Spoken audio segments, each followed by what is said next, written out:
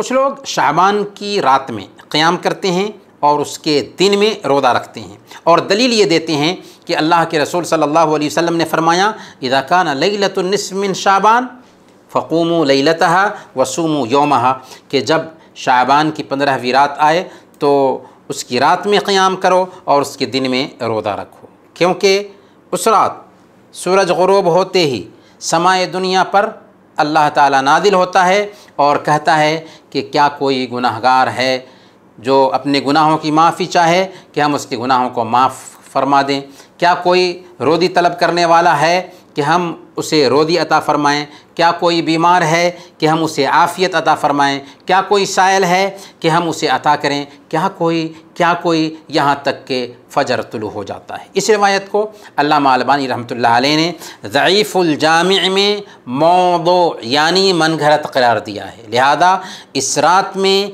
इबादत करने और उसके दिन में रोज़ा रखने की फ़जीलत बिल्कुल ही साबित नहीं होती। कुछ लोग इस रात में सलातुल अल्फ़िया यानी हज़ारी नमाज़ पढ़ते हैं और उसके लिए ये रिवायत बयान करते हैं कि जो शख्स इस रात में 100 रकत नमाज़ पढ़े, हर रकत में सूरा फ़ातिहा के बाद सूरा इखलास 10 मरतबा पढ़े तो अल्लाह ताला उसकी हर ज़रूरत पूरी फरमाता है। इस रिवायत के बारे में इमाम इब्नुल जौज़ी रहमतुल्लाह अलैह ने अल-मौदूआत में कहा कि इस हदीस के मौदू और मनगढ़ंत होने में कोई शक नहीं, इसलिए इस रात में करने का कोई भी काम साबित नहीं है। ना तो इसके दिन में खुसूसी रोज़े रखे जा सकते हैं, ना इसकी रात में क़याम किया जा सकता है, ना इसकी रात में कब्रिस्तान की ज़ियारत की जा सकती है और न ही एहतमाम के साथ इस रात तिलावत क़ुरान का एहतमाम किया जा सकता है, क्योंकि इस रात से मुतअल्लिक़ सारी रिवायात काबिल कबूल नहीं, गैर मुतबर हैं।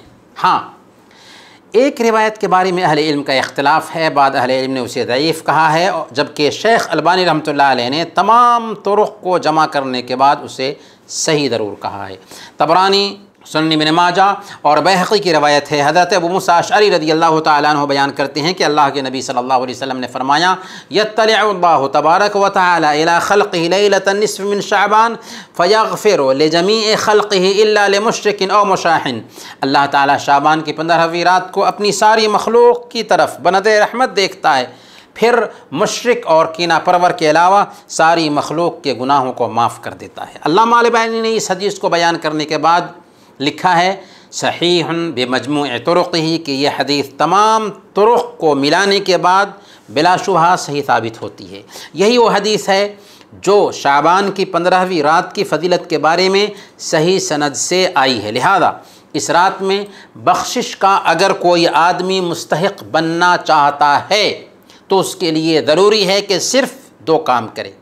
इंसान अपना अक़ीदा दुरुस्त करे, क्योंकि इस रात की फ़जीलत में जो भी साबित है वो ये है कि इस रात अल्लाह ताला मुशरिक और कीना परवर के अलावा सबके गुनाहों को माफ़ फरमा देता है।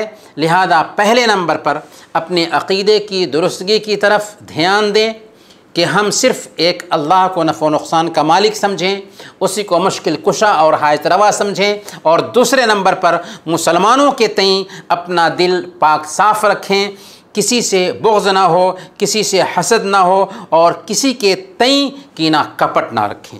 किसी के जहन में ये सवाल पैदा हो सकता है कि जब ये रात बख्शिश की रात है तो इस रात में इबादत का एहतमाम क्यों न किया जाए। तो इसका जवाब ये है कि अल्लाह के रसूल सल्लल्लाहु अलैहि वसल्लम हम सब के लिए आइडियल हैं। इस रात में अल्लाह के नबी सल्लल्लाहु अलैहि वसल्लम ने और नहीं आपके सहाबा ने कोई ख़ास अमल किया है। इसीलिए हाफिज़ इब्न रजब रहमतुल्लाह अलैह लताइफ़ुल मारिफ़ में फ़रमाते हैं कि शाबान की 15वीं रात के क़याम से मुतअल्लिक़ ना तो अल्लाह के नबी सल्लल्लाहु अलैहि वसल्लम से कुछ साबित है और न ही सहाबे किराम से कुछ साबित है। किसी रात की फ़जीलत अपनी जगह पर है और उस रात में इबादत का एहतमाम अलग चीज़ है। मिसाल के तौर पर जुमा के दिन और रात की कितनी फ़जीलत अहादीस में आई है। हक़ तो ये था कि उसकी रात में और उसके दिन में खुसूसी इबादत का अहतमाम किया जाता। लेकिन सही मुस्लिम की रवायत में अल्लाह के नबी सल्लल्लाहु अलैहि वसल्लम ने जुमा के दिन के बारे में इरशाद फरमाया कि ला तख्तस्सु लैलतल जुमअति बिक़ियामिन मिन बैनिल लयाली वला तख़ुस्सु यौमल जुमअति बिसियामिन मिन बैनिल अय्याम इल्ला अन यकून फ़ी सौमिन यसुमुहु अहदुकुम। सही मुस्लिम की रवायत है, अल्लाह के नबी सल्लल्लाहु अलैहि वसल्लम फरमाते हैं कि रातों में से सिर्फ़ जुमा की रात को क़याम के लिए और दिनों में से सिर्फ़ जुमा के दिन को रोज़ा रखने के लिए ख़ास मत करो। हाँ, अगर जुमा का दिन उन दिनों में आ जाए जिनमें तुम रोज़ा रखने के आदी हो तो रोज़ा रख सकते हो। इस हदीस से पता ये चला कि किसी रात या दिन की अहमियत और फ़जीलत होने के बावजूद उस रात में इबादत का अहतमाम नहीं किया जा सकता जब तक कि उस रात में इबादत का हमें सबूत ना मिले, क्योंकि शरीयत अल्लाह के रसूल सल्लल्लाहु अलैहि वसल्लम की ही चलेगी, हमारी नहीं।